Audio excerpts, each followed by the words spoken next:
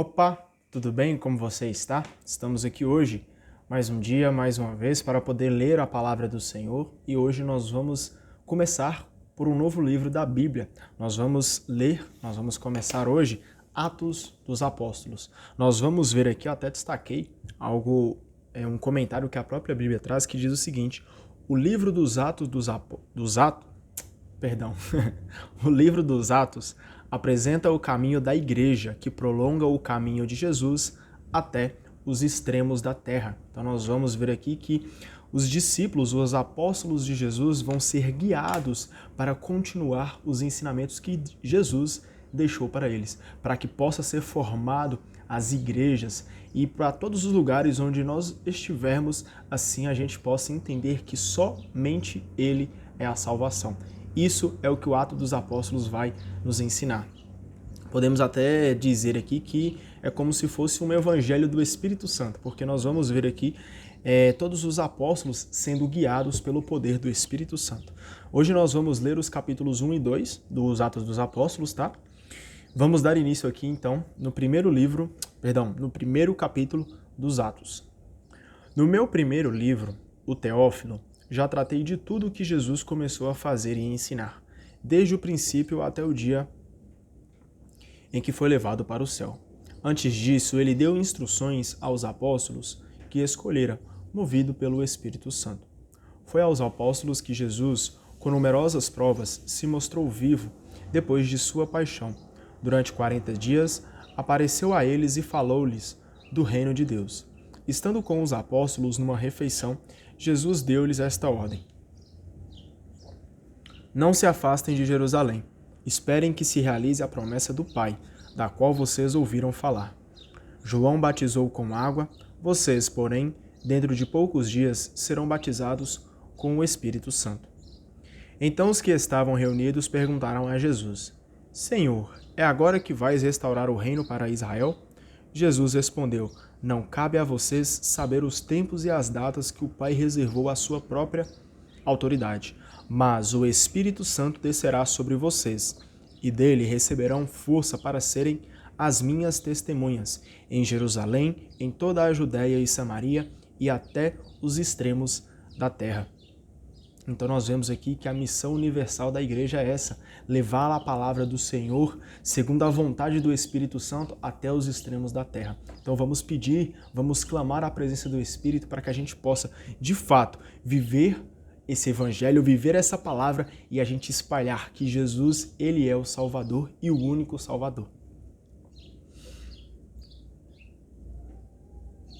Depois de dizer isso, Jesus foi levado ao céu à vista deles. E quando uma nuvem o cobriu, eles não puderam vê-lo mais. Os apóstolos continuavam a olhar para o céu enquanto Jesus ia embora. Mas de repente, 2 homens vestidos de branco apareceram a eles e disseram: Homens da Galileia, por que vocês estão aí parados olhando para o céu? Esse Jesus que foi tirado de vocês e levado para o céu virá do mesmo modo com que vocês o viram partir para o céu. Os apóstolos voltaram para Jerusalém, pois se encontravam no chamado Monte das Oliveiras, não muito longe de Jerusalém, uma caminhada de sábado. Entraram na cidade e subiram para a sala de cima, onde costumavam hospedar-se. Aí estavam Pedro e João, Tiago e André, Filipe e Tomé, Bartolomeu e Mateus, Tiago, filho de Alfeu, Simão Zelote e Judas, filho de Tiago. Todos eles tinham os mesmos sentimentos e eram assíduos na oração, junto com algumas mulheres, entre as quais Maria, mãe de Jesus, e com os irmãos de Jesus. Nesses dias aí estava reunido um grupo de mais ou menos 120 pessoas. Pedro levantou-se no meio dos irmãos e falou: Irmãos, era preciso que se cumprisse aquilo que o Espírito Santo, por meio de Davi, tinha anunciado na Escritura a respeito de Judas, que se tornou o guia daqueles que prenderam Jesus. Judas era um do nosso grupo e participava do nosso serviço. Ele comprou um terreno com o salário da sua iniquidade. Depois saiu de ponta cabeça, arrebentou-se e de suas entranhas se esparramaram.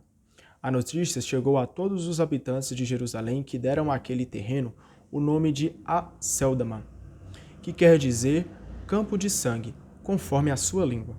Pois no livro dos Salmos está escrito: que sua moradia fique deserta e ninguém habite nela. E ainda, que outro ocupe o seu cargo.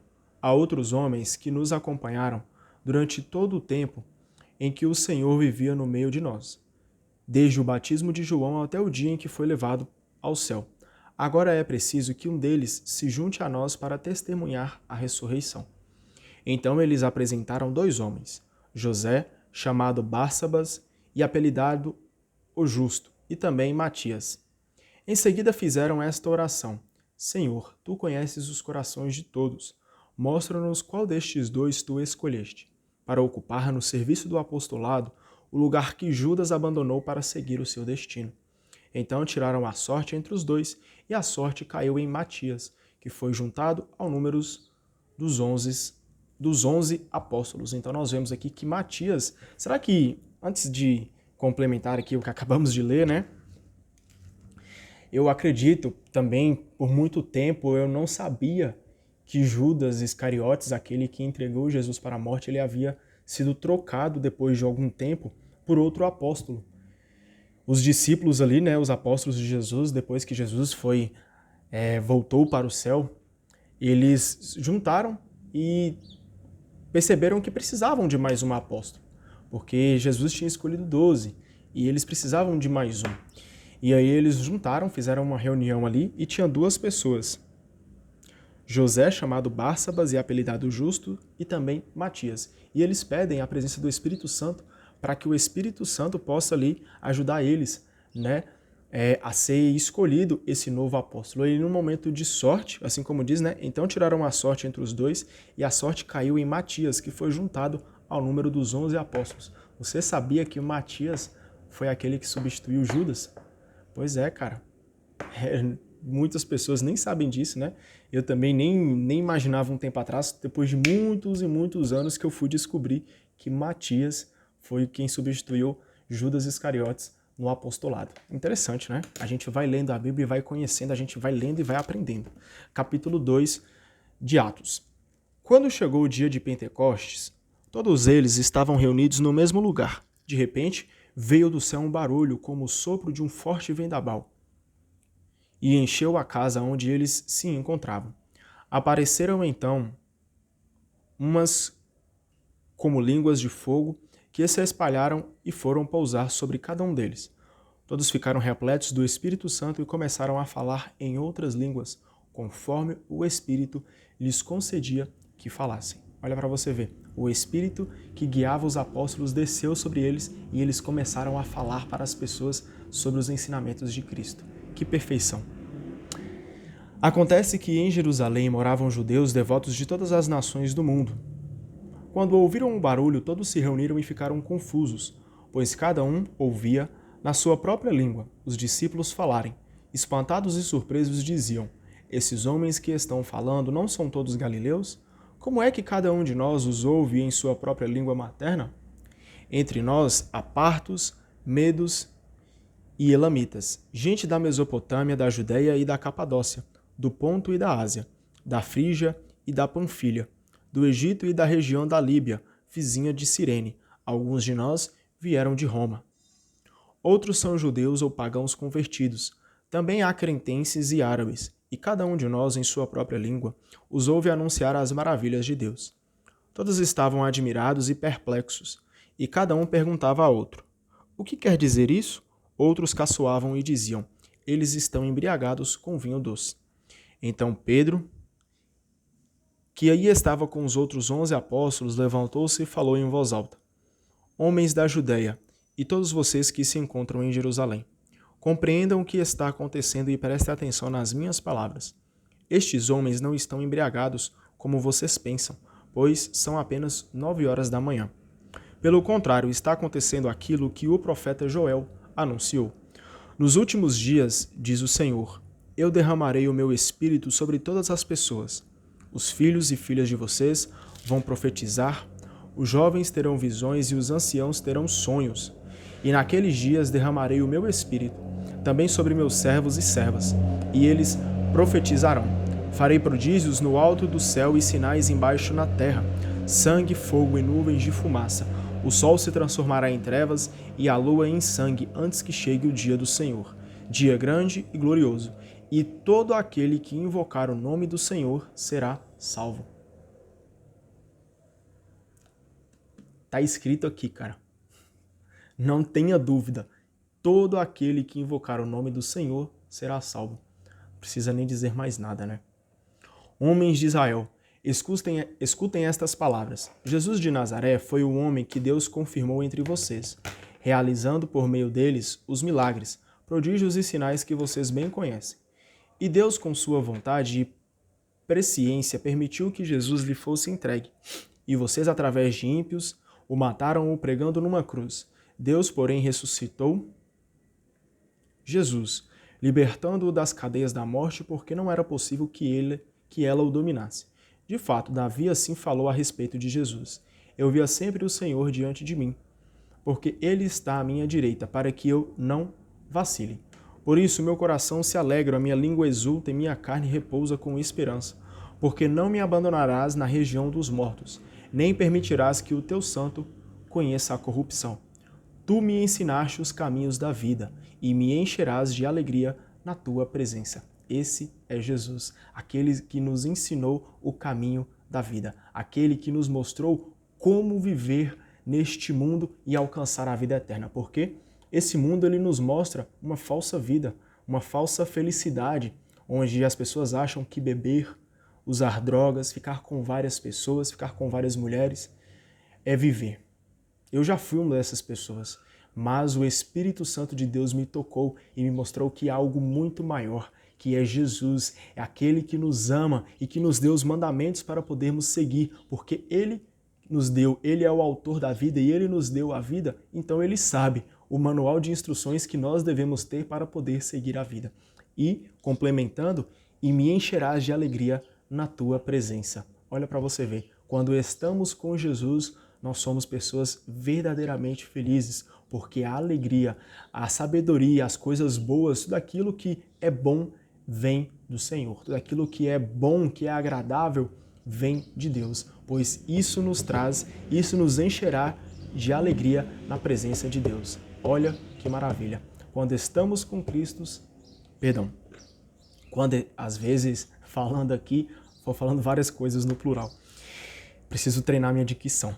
Mas quando estamos com Cristo, Ele nos enche de alegria. A presença do Senhor gera alegria no nosso coração, gera alegria na nossa vida. Por isso, escolha sempre viver o caminho do Senhor. Irmãos, quanto ao patriarca Davi, permitam que eu lhes diga com franqueza. Ele morreu, foi sepultado e o seu túmulo está entre nós até hoje.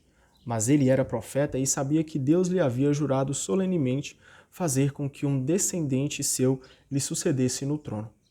Por isso previu a ressurreição de Cristo e falou: Ele não foi abandonado na região dos mortos e a sua carne não conheceu a corrupção.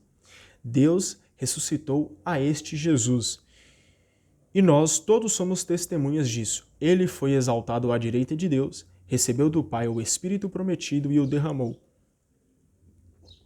É o que vocês estão vendo e ouvindo. De fato, Davi não subiu ao céu, mas falou: O Senhor disse ao meu Senhor: Sente-se à minha direita, até que eu faça de seus inimigos o lugar para apoiar seus pés.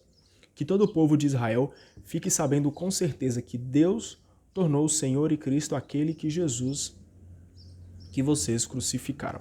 Só tomar uma água aqui.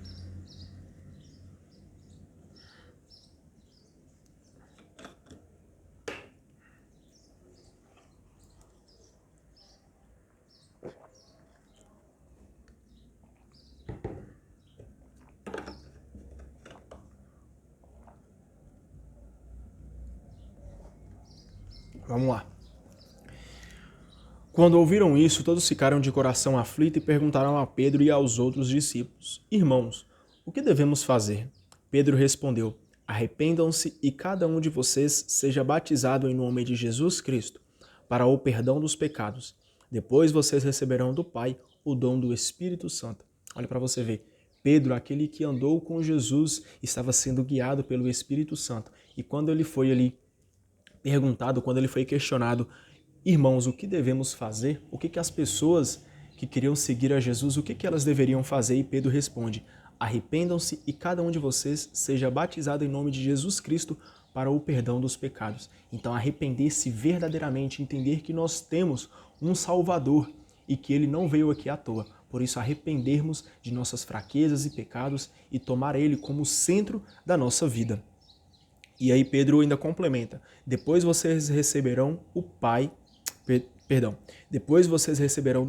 o dom do Espírito Santo. Então, arrepender verdadeiramente, seguir a Jesus, tomar ele como centro, como o ponto principal da nossa vida, como a prioridade, o Pai vai nos soprar o dom do Espírito Santo. E assim podermos agir neste mundão tão louco, tão maluco, mas com o Espírito Santo de Deus. Pois quando estamos com o Espírito, não estamos sozinhos, estamos acompanhados pelo grandioso. Amém? Pois a promessa é em favor de vocês e de seus filhos, e para todos aqueles que estão longe, todos aqueles que o Senhor nosso Deus chamar. Com muitas outras palavras, Pedro lhes dava testemunho e exortava, dizendo: salvem-se dessa gente corrompida. Os que acolheram a palavra de Pedro receberam o batismo, e nesse dia uniram-se a eles cerca de 3.000 pessoas. Então vemos aqui, que a igreja do Senhor vai se formando. Maravilha. Eram perseverantes em ouvir o ensinamento dos apóstolos, na comunhão fraterna, no partir do pão e nas orações. Em todos eles havia temor por causa dos numerosos prodígios e sinais que os apóstolos realizavam. Todos os que abraçaram a fé eram unidos e colocavam em comum todas as coisas. Vendiam suas propriedades e seus bens e repartiam o dinheiro entre todos, conforme a necessidade de cada um. Diariamente, todos juntos frequentavam o templo e nas casas partiam o pão, tomando alimento com alegria e simplicidade de coração. Louvavam a Deus e eram estimados por todo o povo. E a cada dia o Senhor acrescentava à comunidade outras pessoas que iam aceitando a salvação. Que lindo, cara, que lindo. Aceitar a salvação.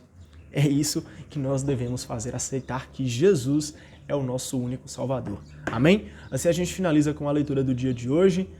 Que nós sejamos guiados pelo poder do Espírito Santo de Deus. Aquele mesmo Espírito que habitou nos discípulos está habitando no nosso meio. Amém? Muito obrigado pela tua presença. Até amanhã, se Deus quiser. Tchau, tchau.